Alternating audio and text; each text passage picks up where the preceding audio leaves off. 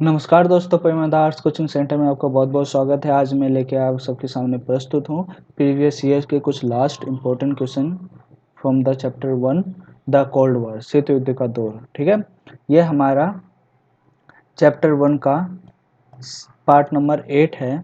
ठीक है, इससे पहले हम 7 वीडियो चैप्टर 1 की कवर कर चुके हैं। तो चलिए शुरू करते हैं। जो शीत वाले यानी चैप्टर 1 से जो आने वाले बोर्ड एग्जाम में जो प्रश्न हैं, वो मुश्किल से अधिकतर यही क्वेश्चन आते हैं। और आप अगर इन क्वेश्चनों को तैयार करके चले जाते हैं तो चैप्टर 1 से भी कोई सा भी क्वेश्चन आपका नहीं छूटेगा अगर बोर्ड एग्जाम में आता है। और 100% गारंटी है। मुझे पिछले 5 सालों का एक्सपीरियंस है, जिसके आधार पर मैं कहता हूँ कि चैप्टर 1 से आपके 2 से 3 क्वेश्चन बनते हैं। ठीक है, पहला 1 नंबर का, दूसरा 4 नंबर का और तीसरा जो बनता है 6 नंबर का बनता है। ठीक है, अब उसमें आपके कौन से कैसे फंसेंगे वो अभी बात करते हैं। तो पहला प्रश्न है आपका, शीत युद्ध किसे कहते हैं?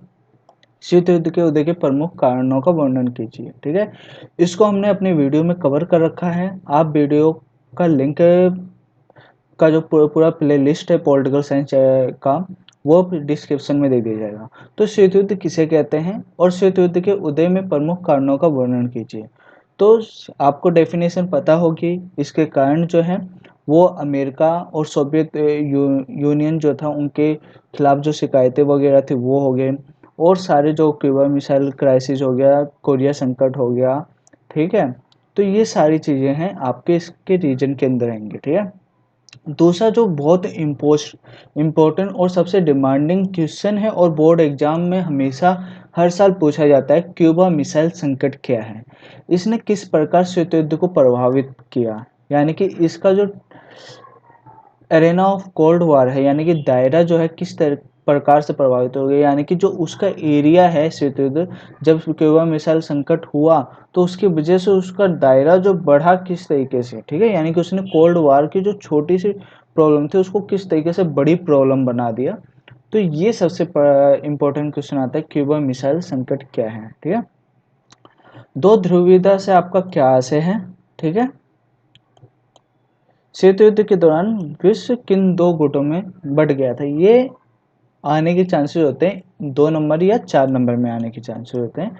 तो आपका डेफिनेशन इसमें 2 नंबर का हो जाता है और 2 गुटों के बारे में लिखते हैं आप, 4 नंबर का हो जाता है या 3 नंबर का हो जाता है। ठीक है, शीत युद्ध के दायरे से आपका क्या आशय है? यहाँ पे आपका लिख लेना, शीत युद्ध के दायरे से आपका क्या आशय है, यानी कि क्या मतलब है, परिभाषा लिखनी है। शीत युद्ध को प्रभावित करने वाले कौन कौन सी घटनाएं थी तथा किन किन क्षेत्रों में घटी थी? ठीक है, अब घटनाएं आपके पहला तो क्यूबा मिसाइल संकट हो गया, कोरिया संकट हो गया।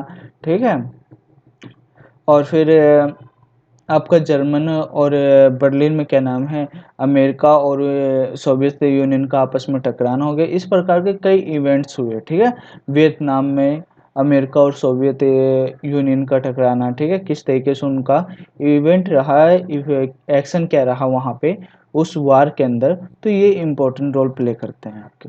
तो इस क्वेश्चन का भी आपको सबका वीडियो, जितने भी क्वेश्चन हैं उनकी वीडियो मैंने कवर कर रखे, जिसका लिंक डिस्क्रिप्शन में मिलेगा।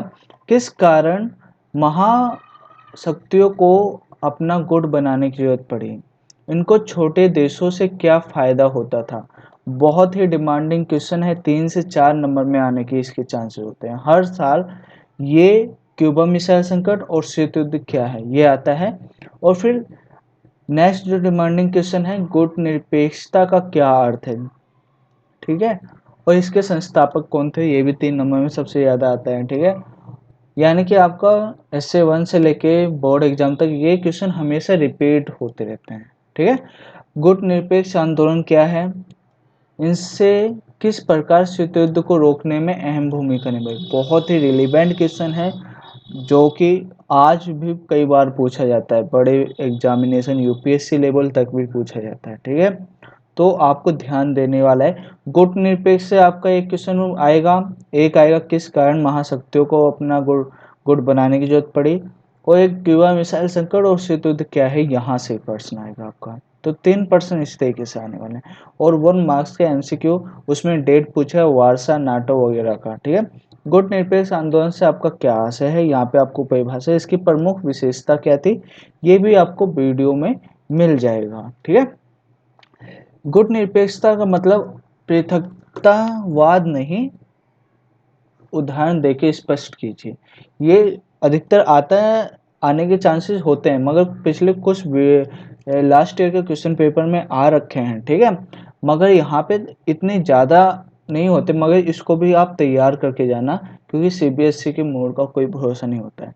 गुट निरपेक्षता का अर्थ तटस्थता का धर्म निभाना भी नहीं है, आज से स्पष्ट कीजिए, यानी कि इसका मतलब बताना है आपको इन दोनों का। ठीक है, तो ये 4-4 नंबर के आने के चांसेस होते हैं।